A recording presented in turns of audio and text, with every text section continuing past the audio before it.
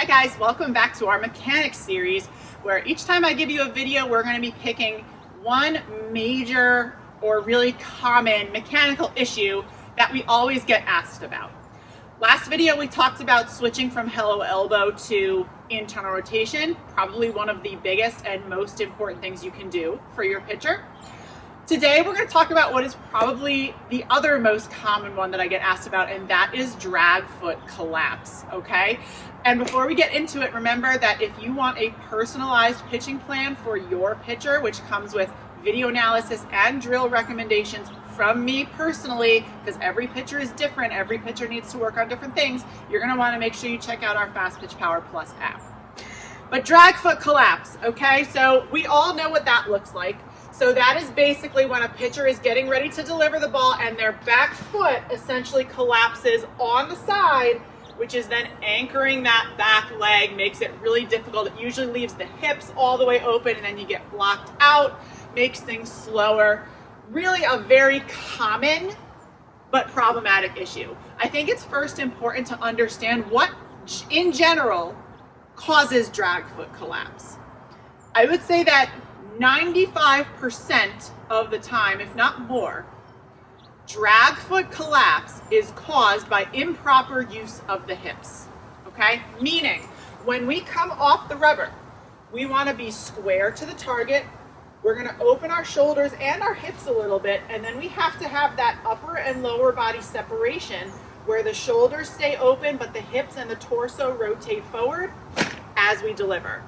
That is really the key. Okay, the hips coming forward off the rubber and then rotating through in Power K of what allows us to stay up on that drag foot toe. So what I see in pretty much every single video analysis I do, it's very rare that I don't see it, is what we call opening too early and staying too open in the hips. So basically, instead of being square off the rubber, a pitcher will immediately start to pull their body open, and then when they land in Power K, they're still all the way open in the hips.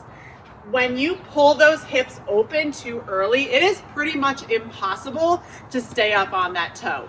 Opening the hips too early is also the leading cause of leaping and crow hopping, okay? All things that evert and turn that back toe and knee. Also worth noting that drag foot collapse is not just a mechanical issue, but an injury risk as well. Even just standing like this, I can feel all of the pressure it puts on like my hip flexor and the inside of my knee. And again, here at Fast Pitch Power, we want to teach you guys to avoid injuries at all costs, okay? So now we know that for the majority of pitchers, it is opening too early that is going to create that drag foot collapse. So opening of the hips too early, staying too open. It is also worth noting though, that a lot of times this is a strength issue. It takes a lot of glute, hip, and core strength to be able to come explosively off the rubber and use those hips correctly so that your toe and knee stay pointed forward, okay? So if your pitcher has physical weakness in those areas, it's important to start considering strength training as well. So now let's talk about my favorite way that isn't strength training to work on things like drag foot collapse and opening too early.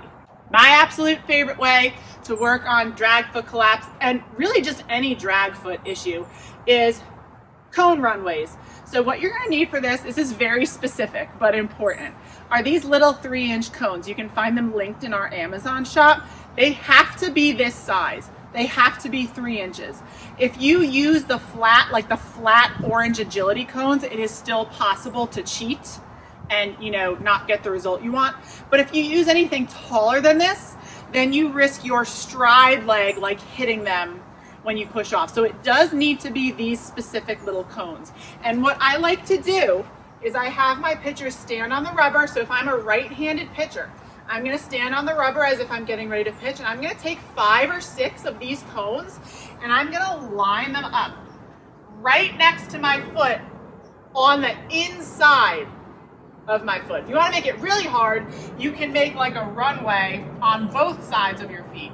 But to start with, we're going to just take, I would think, 6 of these cones, and I'm going to line them up right along the power line, just like that. Okay, right next to each other, right on the inside of my front foot. And you want to make sure that your pitcher is not cheating, and as soon as you set those cones up, they step away from the cones so that they don't hit them. You want that foot to be right next to those cones, okay? And then essentially you can do any drill and even full pitching with this cone runway setup. So if I, for example, were to do our reach and freeze drill, which is one you can find on our app, you can have your pitcher go through her motion. She's going to push off and she's going to freeze in the reach part of the pitch. And you'll notice I was able to do that with my back foot staying on the power line and not knocking any of those cones away.